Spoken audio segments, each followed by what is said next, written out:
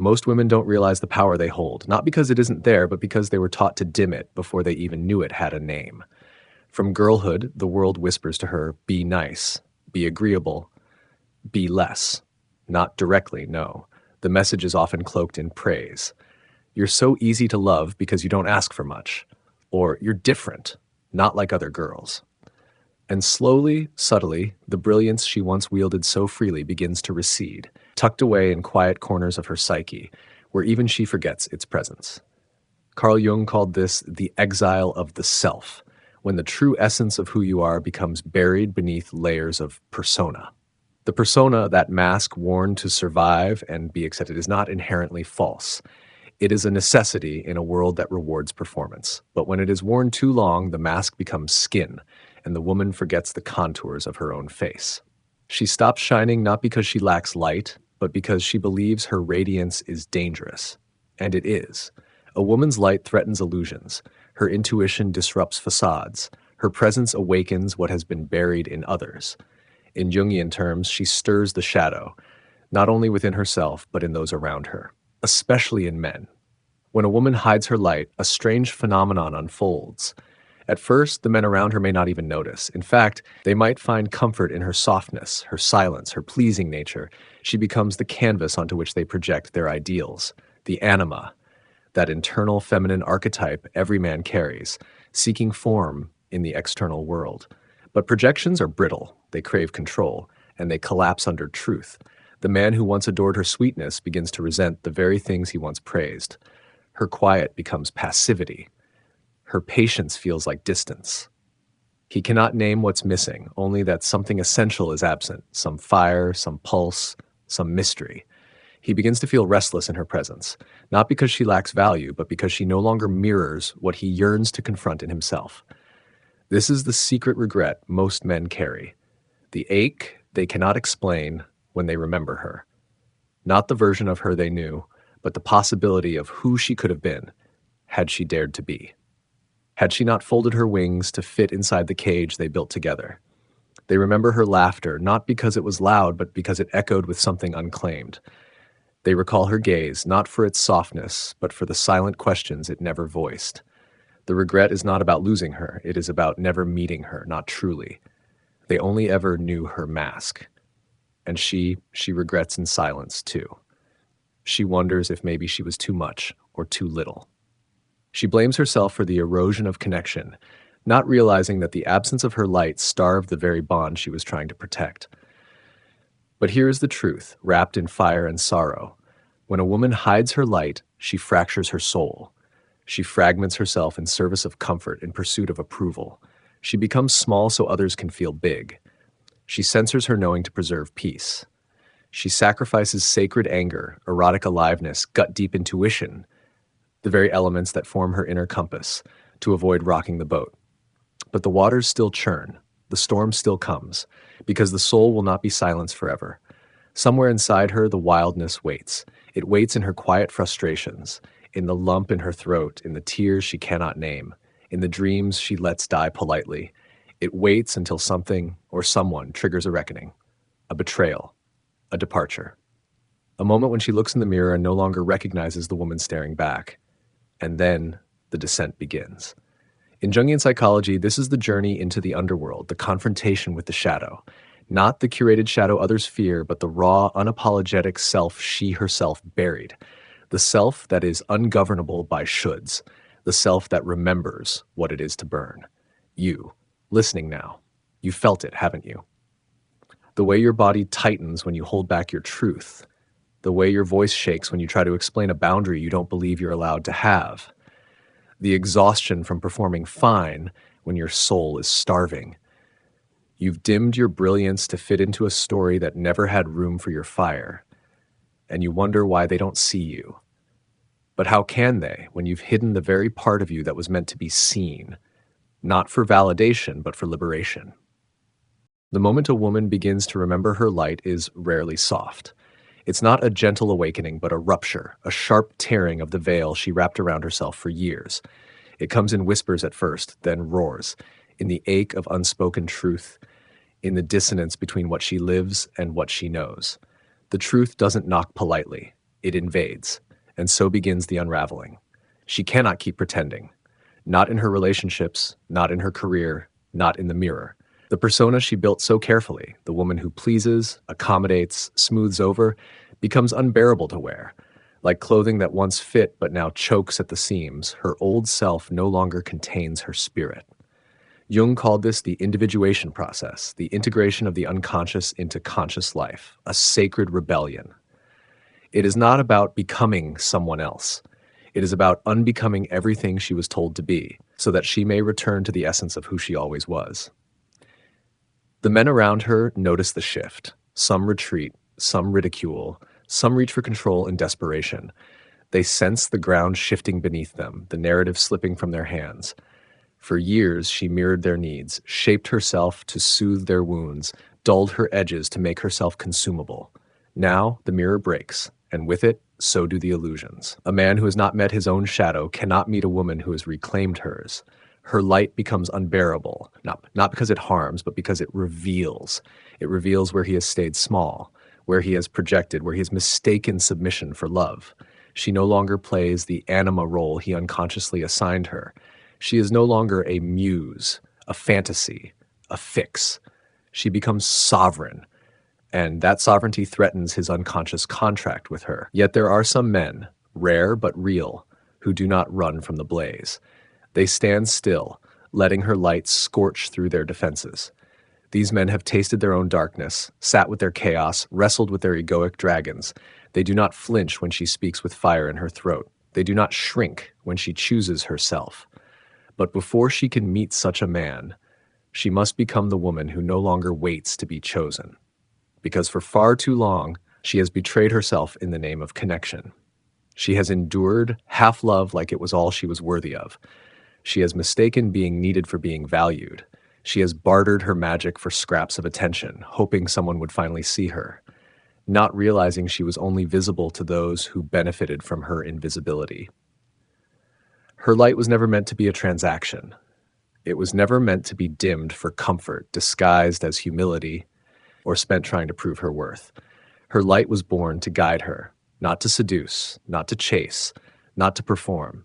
It was meant to blaze unapologetically, and in doing so, illuminate the paths of those who dare to walk beside her, not ahead of her. Do you feel it now? The flicker in your belly, the heat rising in your chest. That is your soul remembering what it cost you to stay palatable, remembering the parts of you you buried to avoid rejection, remembering the gaze that wanted you smaller, quieter, easier to control, and remembering, too, that those who ask you to hide your fire are not afraid of your light. They are afraid of what it will reveal in them. It is not your job to manage that fear. You were not born to soothe the unready. You were born to awaken. And that awakening does not begin with being loved. It begins with no longer betraying yourself to be liked. She stops explaining her intuition. She no longer apologizes for her intensity. She no longer shrinks to fit into the arms of a man who only knows how to hold shadows, not whole flames. She lets go of the need to be understood by those still married to their projections, and in doing so, she rises, not above others, but into herself. It's not arrogance, it's remembrance. She remembers the girl who once danced without waiting to be watched, the woman who once spoke without editing her truth, the wildness that once lived in her without shame or strategy. And she knows now that wildness never left. It was only waiting for permission, the permission she no longer needs from anyone. There is a quiet revolution that begins when a woman stops seeking approval. It doesn't announce itself with grand declarations or theatrical exits. No. It begins in the silence between decisions, in the sacred pauses where she used to doubt herself and now chooses differently. She no longer explains why she's walking away from what drains her. She no longer justifies the space she takes, the dreams she holds, or the truths that pulse like thunder in her chest. And the world, the men who once circled her like hungry ghosts, begin to notice not her absence, but her refusal, the refusal to betray her own light. For so long, she confused sacrifice with love. She believed that by giving more, tolerating more, absorbing more, she could be chosen. But she was not chosen. She was consumed. And now, with her light burning brighter than ever, the men who once fed on her silence feel a deep, unspoken grief, because they didn't just lose her. They lost the chance to become the man her light demanded. Jung understood this sorrow well. When a man refuses to engage with his own unconscious, when he denies the feminine within him, the anima, that deep emotional and intuitive force, he becomes blind to real women. He sees them not as beings, but as symbols, objects, reflections. And when the mirror stops reflecting what he wants to see, he blames the mirror, not the distortion within himself. So now, in her becoming, she exposes his fragmentation. She reminds him, without words, without effort, of the deeper work he avoided. He may call her difficult, too much. He may say she changed. But what he really means is this: she became visible, and I wasn't ready to be seen. This is the regret that lives in the hidden chambers of the masculine psyche, the unspoken loss. Not of a woman, but of the man he might have become if he had met her fully. If he had chosen truth over comfort, depth over domination, surrender over control. He remembers her in the quiet hours, not just her body or her smile, but the way she held the room when she finally stopped apologizing. The way her energy shifted when she stopped needing him to approve. The way her eyes stopped begging and started seeing. He will remember that, and she no longer waits to be remembered. Because she understands now that her worth was never tied to their perception. She is no longer the woman who waits for a man to change in order to feel chosen. She is the woman who changes herself and chooses from that place of wholeness. The woman who walks away not out of bitterness, but out of reverence for her own soul. You feel it, don't you?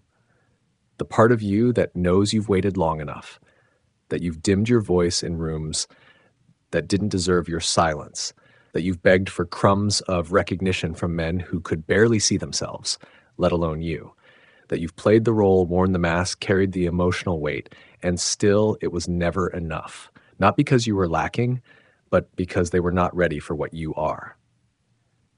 There is nothing more dangerous to a man who lives in ego than a woman who lives in truth. Her light dismantles his hierarchy. Her presence dissolves his illusion of control. She does not need to dominate him. She simply refuses to be dominated. And that refusal is revolution. She is not here to fix men. She is not here to be a muse, a savior, or a silent pillar of support while he finds himself. She is here to become, fully, boldly, without condition. And in becoming, she draws to her not those who need her to shrink, but those who are magnetized by her expansion. Yes, there will be loneliness.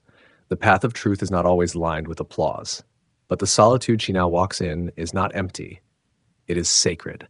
It is where her soul breathes freely. It is where her knowing sharpens. It is where the voice that was once drowned out by external noise begins to sing, no longer a whisper, but a roar. There comes a moment when she no longer asks, will they stay? But instead wonders, will I still choose them now that I've chosen myself? This shift, subtle yet seismic, echoes through every corner of her being. The woman who once anchored her worth to another's presence now stands in the quiet certainty of her own.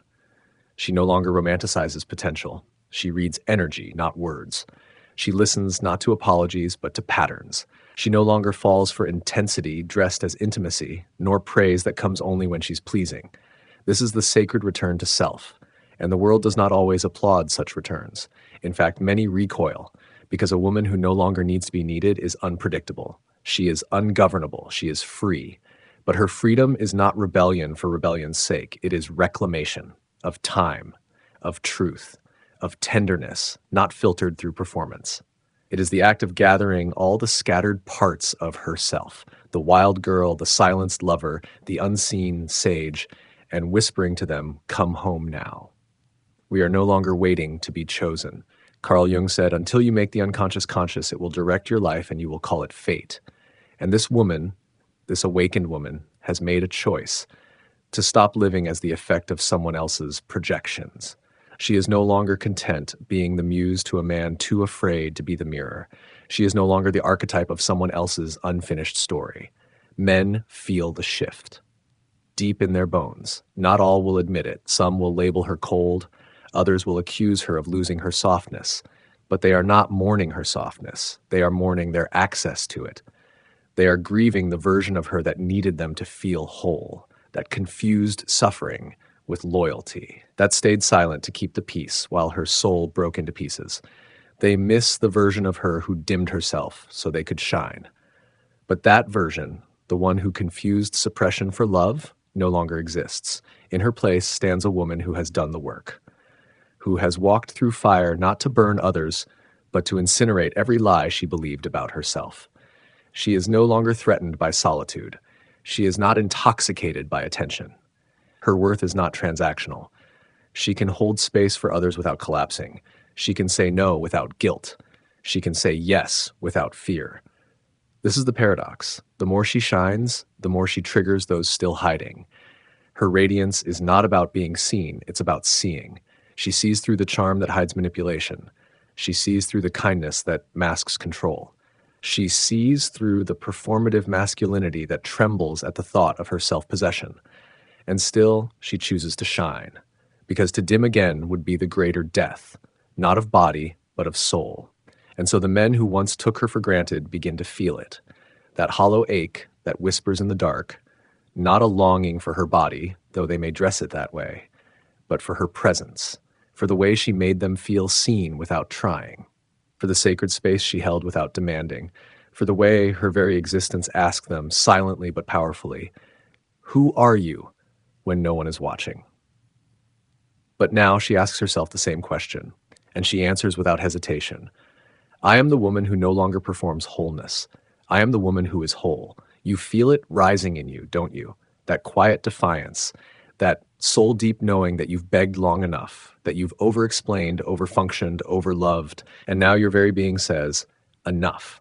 Not from bitterness, but from birth, a new birth, one not built on external validation, but on the inner ground of your own becoming. There is grief in this rebirth, yes, but it is not the grief of loss. It is the grief of emergence, of realizing how much of yourself you left behind to be digestible, and of knowing you'll never abandon her again. She no longer yearns to be his muse, his healer, his salvation. She yearns to be free. And in that freedom, if he can rise, not to possess her, but to meet her, then perhaps a different love is possible. One forged not in control, but in consciousness. But whether he rises or not, she will.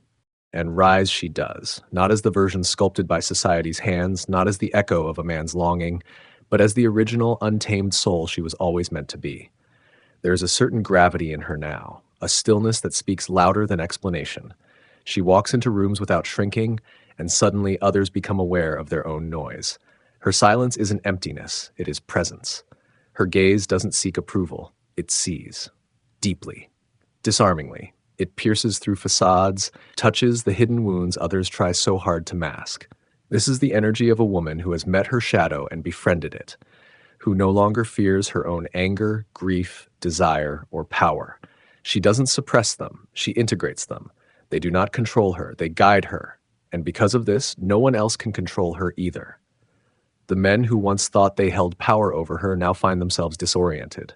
The tactics that once worked, guilt, gaslighting, withholding affection, dissolve in her presence. They cannot manipulate someone who no longer needs anything from them to feel whole. She is no longer hooked by the promise of being chosen. She is the one who chooses, and her choices are no longer rooted in loneliness, but in alignment. This is the power of individuation, of becoming an integrated self, not fragmented, not dependent on another's gaze to know her own reflection. She has faced the feminine wound, the ancestral inheritance of being too much and not enough all at once, and turned it into wisdom. She no longer bleeds for others to feel safe. She no longer bends to fit roles designed to keep her contained. She becomes the archetype of the full woman, the one who holds both softness and sword, who can love fiercely but will never beg, who can nurture but never self-abandon, who can walk away, not because she lacks heart, but because she finally has one, and it beats for her. You see, men don't speak of this kind of woman often, not because she isn't unforgettable, but because remembering her hurts. She is the one who asked for depth when they only had charm, the one who invited truth when they were still married to pretense, the one who saw them, all of them, and loved what was real, not what was performed. And they couldn't meet her there. They chose comfort, predictability, control. But in quiet moments, she returns. Not in body, but in memory. In the ache beneath the noise, in the sleepless nights when the mask feels too heavy, in the realization that they never touched her essence only her surface, that they never truly had her because they never saw what she no longer hides, her light, that blinding, healing, terrifying light that would have asked them to change. And it is too late now, not because she is cruel, but because she is clear. She no longer opens doors to those who once asked her to dim just to stay inside. Her love is no longer available to the unready. Her body, her time, her spirit, sacred ground, and only those who honor the sacred are allowed in. This is not arrogance. This is discernment. Because a woman who knows her light has also known darkness. She has held herself through nights that would shatter most. She has cried the silent tears of self-betrayal. She has rebuilt herself not from rage, but from resolve. And now she is whole, not perfect, not untouchable, but unapologetically herself. She dances again, not for someone to watch, but because the music inside her demands it. She speaks again, not to be understood, but because silence once cost her too much. She loves again, not because she needs to be loved, but because she has so much love inside her it overflows. And now she is no longer afraid of being alone, because in her aloneness she found God, found peace, found the self she had abandoned in the pursuit of being palatable. And now anyone who comes must come correct, not with promises, but with presence, not with flattery, but with truth, not with the desire to complete her, but the capacity to meet her. And she will not settle for less. The woman who knows her worth doesn't chase, she chooses.